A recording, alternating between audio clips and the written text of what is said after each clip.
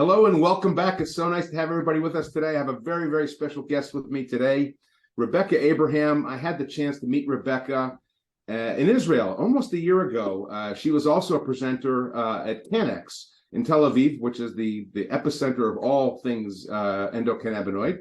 And we hit it off because she is of the like mind that we are in terms of patient engagement, patient tools, and patient outcomes, really, at the end of the day. How do we help patients do better? So Rebecca is an RN based in Chicago, and she has a practice called Acute on Chronic.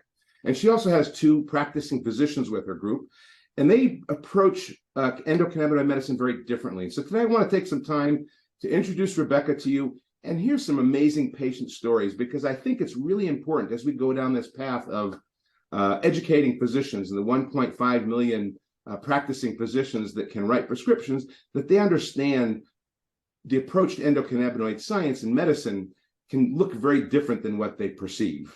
And I think the medicine that you represent and other practitioners in the space represent is really what we need to be aiming at. And it's important for physicians just to know that you exist. And so, first of all, take a few minutes just to tell us about your practice and how you ended up in this space in the first place, because it's a really interesting story. And then I want to dive into some patient stories and your approach to endocannabinoid medicine. Yeah, that sounds great. So I'm Rebecca Abraham, and I am a registered nurse. I'm a former critical care nurse, and I used to do policy as well as advocacy in the policy space at the municipal, Chicago municipal level, local municipal level, as well as the state of Illinois. I did a lot of significant work for grassroots organizations as well as in Washington, D.C. Acute on Chronic is a company where we believe in nurse guidance for cannabis and other botanical care. We noticed that nobody was actually guiding patients with a solid clinician background. They were not using evidence-based practice or any research to make recommendations. And I had talked to doctors and I said, well, what would it take for you to help people with cannabis? If a nurse helped them, would you refer out? And it was an enthusiastic, yes, it's exactly what we need. Please do that.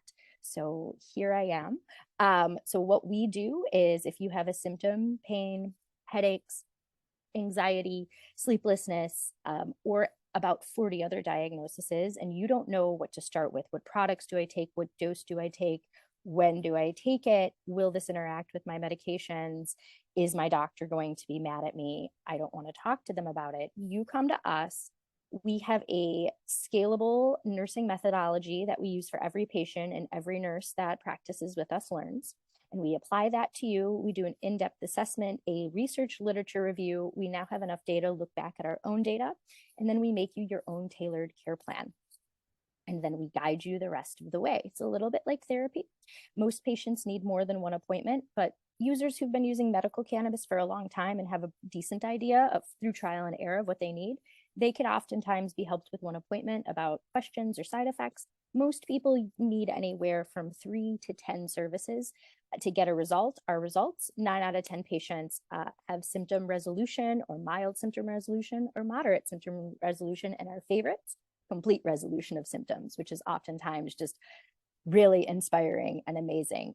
How did I come to this space? I've been yapping about cannabis, recreational cannabis, medical cannabis, since I was in nursing school. It was not fashionable at the time. It was quite unpopular to talk about, but I did it. And I've always been interested in the ICOs closing the door to rooms. And when people would ask, and I would say, okay, you didn't hear this from me, but this is what you do. So as legalization was coming forth in 2020, I was kind of having a what do I do in my career moment. It was pre-COVID. I had been a critical care nurse, which is one of the hardest areas of nursing, most challenging. I wasn't quite sure if I should go to school. I wanted to help people. I had tried to help people in policy and advocacy. And if you've done advocacy and policy, you know that's not easy and has a high burnout rate. And so I said, what do I do next? I got a certification in cannabis nursing from the American Cannabis Nurses Association. My husband is actually a hospitalist. And I said, hey, I got this cool certification. What should I do with my career? Maybe I should be a patient advocate. And he looked at me and he was like, I quote, I'm going to go down in history. He said, yo, that's a business. I want to help people with cannabis. I want to support them. I'm afraid to talk about it. I don't want to make the patient mad by thinking I'm ignoring them. I don't want to send them to the dispensary because I'm afraid of what's going to happen. So I just ignore it and I say, if you want, go ahead, but I don't know what to tell you about it. And he said that all of his colleagues have that problem or worse. They don't know anything about cannabis, it's stigmatized, or if they are supportive, they don't want to talk about it. So he said a registered nurse or nurses would be the perfect solution to this. And he could not see people not referring. I then pulled a bunch of other physicians because sometimes husbands say things that husbands do. And they all had the same exact answer to, I don't know anything about that. That would be quite a service to the community. Palliative doctors said, oh, please, yes, I have sent patients to the dispensary and they have came back just a mess. They had terrible side effects. They never want to go near it again. I never wanted to send them back again I don't know anything about that, but sounds good to me because there's a lot of things that. Well, it sounds like what resonated is because so many doctors are used to just other doctors, they just write recommendations because that's what the law requires, but don't do doctoring, backfires. And I think what resonated so much with your story is physicians want other physicians that doctor. And if you doctor, you actually have a better chance at a better outcome. And I think that really is the lesson for what I'm hearing is listen to the patient, have a handful of protocols available to you that you can try and guide them. I mean, it's self-service. When I go to Walmart, I look at the self-service line or I look at the line that I have to wait in to check out. I like the advice. I'm not the self-service guy. I want help and I'm willing to pay for that advice. And a lot of people are, especially patients that are desperate. Yeah.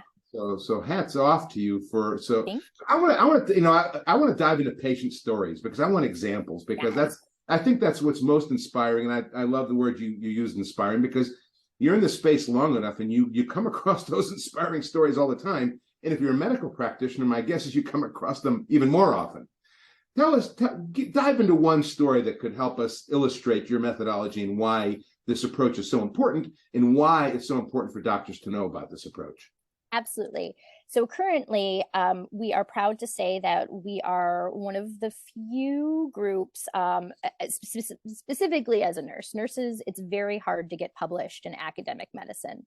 So I'm halfway through a doctorate. Why am I getting a doctorate? I started noticing our results and I said, gee, somebody should really look into this nursing specialty and research it. I realized that person might be me. So I slowly take one class at a time to become a doctor in nursing. But nurses, very hard to get published. Cannabis, very hard to get published.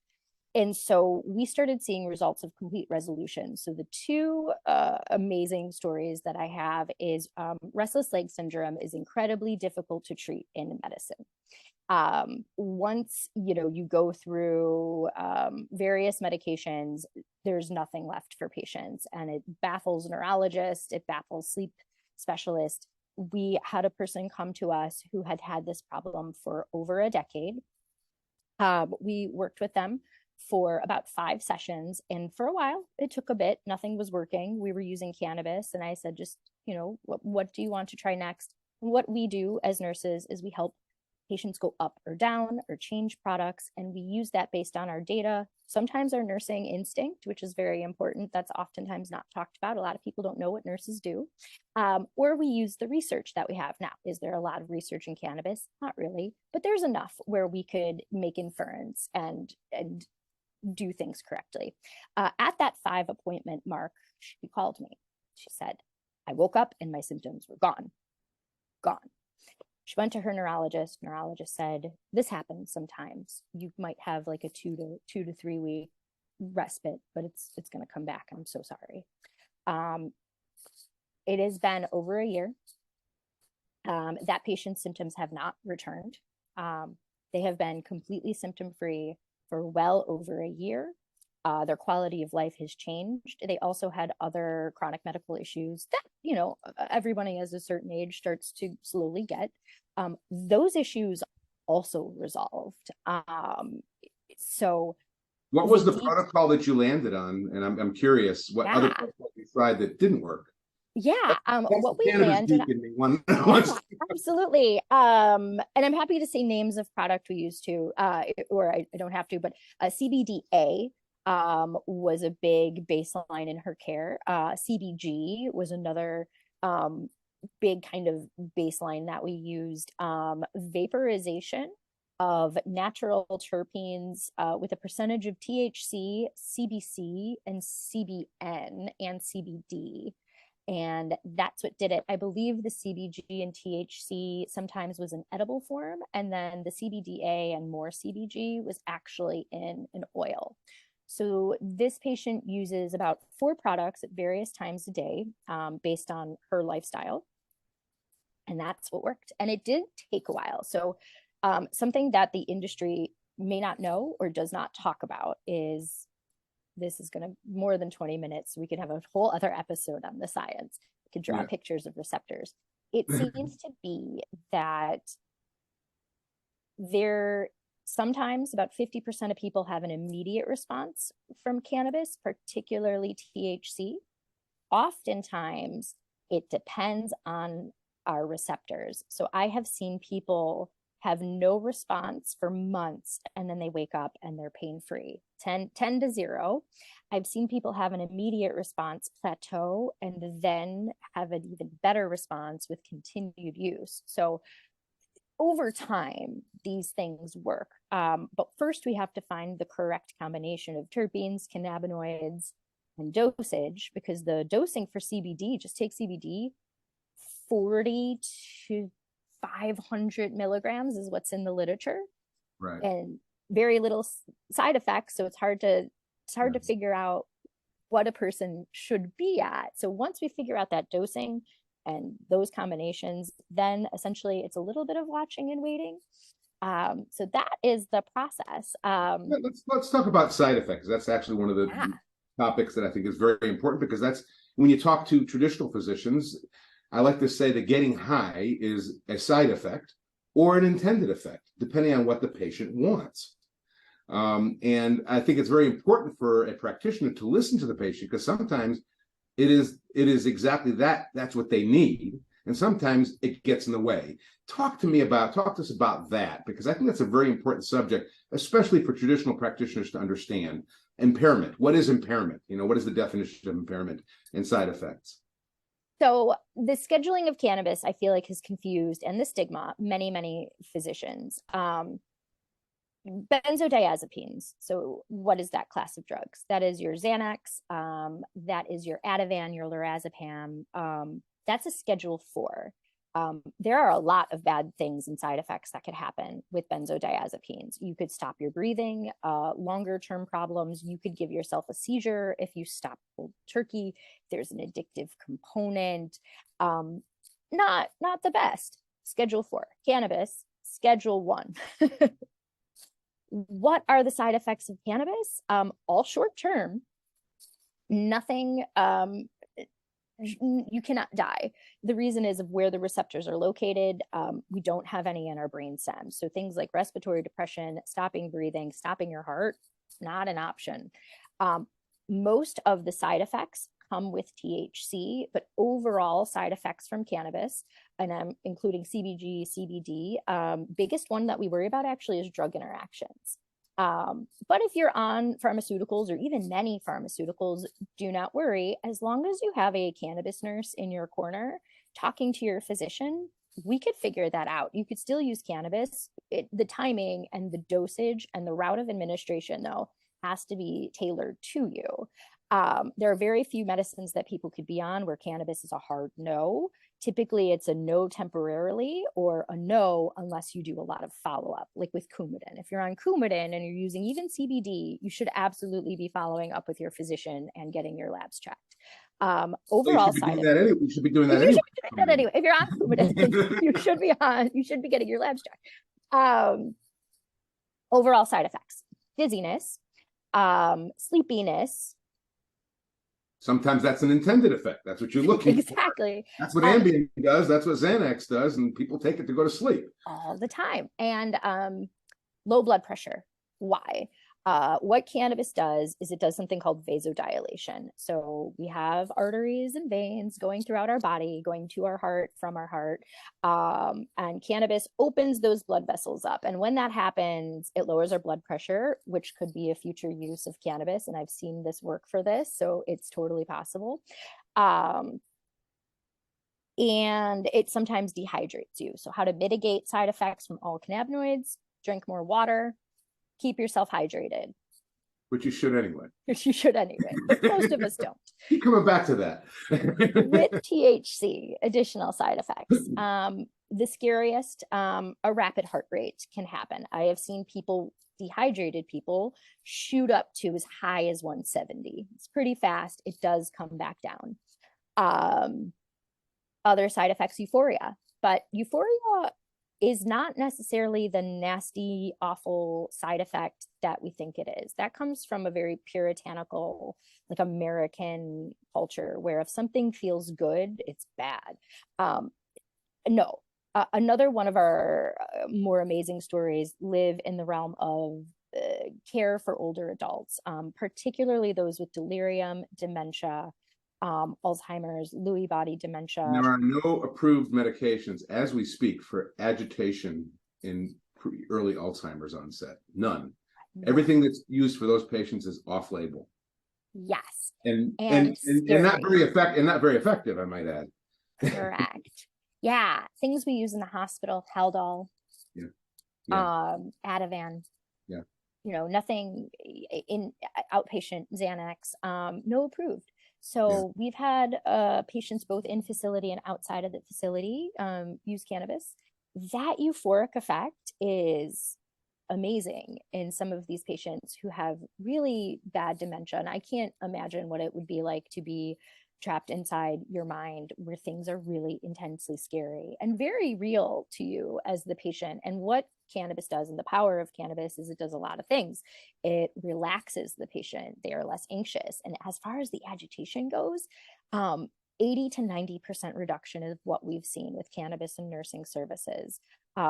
These patients, both in facility and out, become much less aggressive, much less agitated, much less anxious, pretty pleasant and euphoric.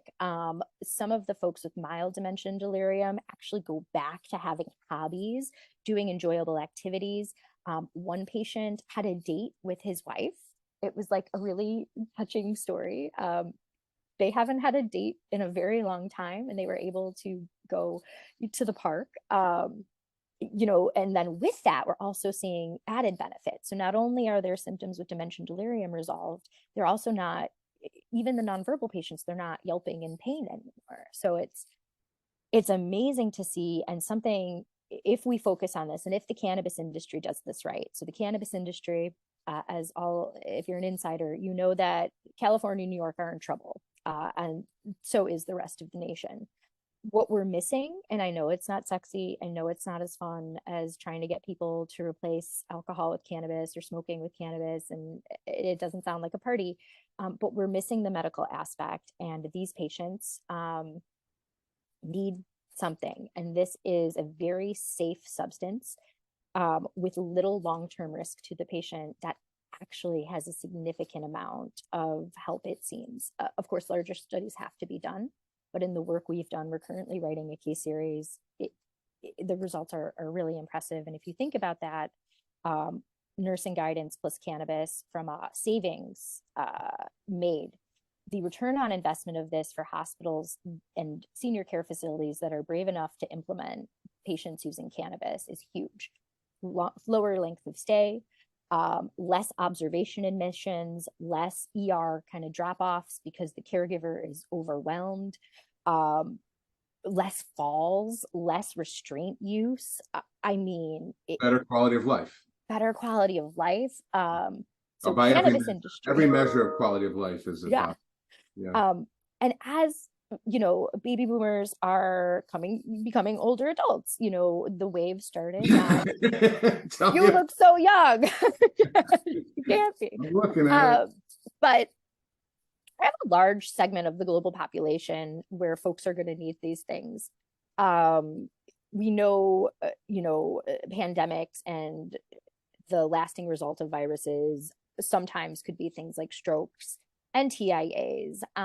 We could have long lasting impacts of the various, flu outbreaks, global pandemic. Like this is going to be a huge area where people need help.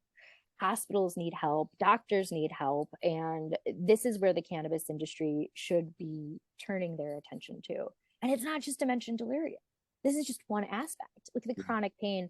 What we say, I'll circle back to, that's pretty much the side effects of cannabis, but what we tell people is acute on chronic is not just solving the problem of that people need guidance with cannabis. The other problem we're solving is we're really filling in a huge healthcare gap. Healthcare in America particularly, but globally, has really dissolved in the last couple of years systemically. Doctors are unable to doctor because of corporate systems. It's very frustrating to them. They don't like it. Nurses are in the same pocket. So patients aren't even able to get the time to talk about their symptoms. And if you have chronic pain, if you have these things that are like chronic and hard, it's hard to get care. You can't get care inpatient for it. You can't get care outpatient. And so we're also filling that gap because we give the time to the patient. Like, tell me about your pain. Tell me about your family member's dementia. It's more, we were just saying it's more than cannabinoid medicine. It's more, medicine using cannabis science as a leverage point to help patients. Yeah.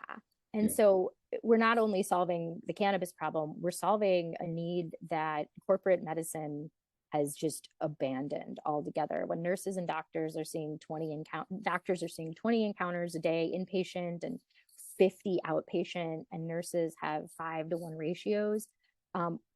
What we're doing is we're keeping people alive with acute illnesses, and then anything else nobody has time for. And I want to really hammer this in. It is not the nurses or doctors' fault. It's just the way we design the system. Yeah, the business people kind of productivity, but like we kind of forgot that like these people have a lot more than like the acute thing we're fixing. So we plus cannabis are the solution. So the industry really needs to focus on this because it is a way of staying power. And like Tums, like Metamucil, when it is recommended to somebody by their physician, they will use it for a lifetime if they use it right. Right. Well, that's what we talk about here at Cannabis BPO is branding. And we believe there's a strong opportunity for branding, specifically in the medical space. Let's face it, the majority of people have access to cannabis in this country through the medical system, not through the recreational system. Right. And medical is going to be around for a long time to come. And cannabis is going to be around a long time to come, no matter what we call it, no matter if you get it in dispensary or if you get it at a convenience store, it doesn't matter. It's here to stay. And what I love about your story is just getting physicians to face up to that fact and say, it's here.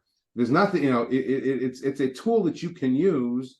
How do we get the word out to physicians that this is a tool, just like referring to any specialist, like a neurologist or a pulmonologist, that this is a specialty that they should consider referring to? How do we get the word out there? So there's a couple of different techniques that we use. Education is key, but let's say somebody is very resistant and they're like, I don't like it. We're creating a new opioid crisis. I've heard that one before. And I was like, oh, no, we are not. And here's why. So you try to educate, but let's say you have a real grump on your hand. My break glass in case of emergency is, look, doctor, this is available. CBD can be bought at a grocery store. Just because you don't acknowledge it doesn't mean, and we talked about this, doesn't mean your patients aren't using it. It is a $1 million to $1 billion industry. Somebody's using it, and I can guarantee that it's your patients. So you could either ignore it and let them have drug interactions and have things go completely sideways and not know why, or you can just learn about it, accept that it's here to stay, and use it as a tool, or at least to become educated enough to be able to help the patient use it safely. And drug interactions is my big thing that I talk about that physicians really need to be aware of. That's kind of like the minimum benchmark I think we need to get out there is, at least understand that. And that's not, for a doctor, that's not too hard to figure out. I mean, it's a chart. You showed me your chart. I loved it. It was, it's pretty straightforward. Yeah. It's not that complicated. I think that's a message that we should be able to get across. Do no harm. If you're going to do no harm, you better be aware of this at least. Absolutely. And one of the biggest things, and I'm glad I have a platform to say it now. So one of the kind of snoozed on interactions that nobody was paying attention to was Plavix. And going back to older adults, everything we prescribe currently in older adult care, for pain, for anxiety, for sleep, it's all not recommended. There's an entire list of guidelines of like what should not be prescribed to people over the age black of box 65. warnings with most of those. Lots of black. All SSRIs, opioids, Benadryl. Like there's nothing left on this list for people. Yeah. We give that to people all the time. So Plavix in cannabis, it actually decreases the circulating amount of Plavix potentially because of how it's metabolized in the liver. If you have just had a heart attack, or your patient has just had a heart attack and they have just been stented open, so metal bar goes in your coronary arteries, blood is returned, your heart is now oxygenated. Plavix keeps it open because our body wants to close it. If you're decreasing the amount of Plavix because your patient buys CBD because they heard it could help with their recovery, and they do that at the grocery store, they could completely reclot and need revascularization. They could die from a second heart attack. I would want to know that as a nurse, as a physician. And we've seen that. In 2020 of August, a physician did a poster on repeat coronary intervention, PCI, for cannabis users. And the number was quite high. And then about a month later, Medscape started reporting the interaction between Plavix and cannabis. And I said, oh, I bet that's where this repeat PCI is happening. I would bet money that it's a drug interaction. So when folks come to us and they say, I just had a coronary bypass graft, I just went to this place called Cath Lab, I had a heart attack this year, I tell them, I'm sorry, we would love to help you, but you should not be using cannabis at least a year after intervention. And then at a year, I want to talk to your cardiologist and see if they're okay with it. And then we could talk. If it's somebody who's terminal, if they have cancer and there's other things at play, we then ask to speak to their physician. So these are big things that physicians need to know. And I told this to a cardiologist, their face was like, wait, I'm sorry. Oh yeah. It says what to the what now? On the skyscraper cleaning the windows and all of a sudden realize you weren't attached to the safety harness. Yeah. So, and that's why we need to be informed. And then the best of all, it is a toolkit, just another tool. Is it appropriate for everyone? Maybe not. If you have a patient with very poor follow-up who has a lot of cardiovascular history, substance abuse history, like maybe not. It really depends. There's some gray, but for most patients, I would say, especially as somebody who is just learning about prescribing, because I just know about cannabis. Cannabis should be a first line, and should I ever be a prescriber? I don't think I will. I like teaching. I like running a company. I would recommend cannabis. Anxious, cannabis. Chronic pain, cannabis. My favorite side by side that I do is when I show all the side effects of cannabis, which I went through, and then I show the side effects of NSAIDs. So those are non-steroidal anti-inflammatory drugs, ibuprofen. That class of drugs. There's a lot of side effects with those drugs, and people take those all the time. All the time. Vitamin ibuprofen. Most people, ultra athletes, take it every day. Yeah. And cannabis, much safer. Doesn't hurt your GI tract. Won't poop out your kidneys. Won't put you at an increased risk of heart attack or stroke. Of course, I always say more research is needed, but something that physicians don't know and consumers and patients don't know is the research on side effects and bad results on cannabis has been done to the tune of about $250 million+. Right. We've never looked at the negative side effects of a drug as extensively as we have cannabis. It's hard to find any. So this has been vetted out, and which is why nurses are able to do this work. We know it can't kill you.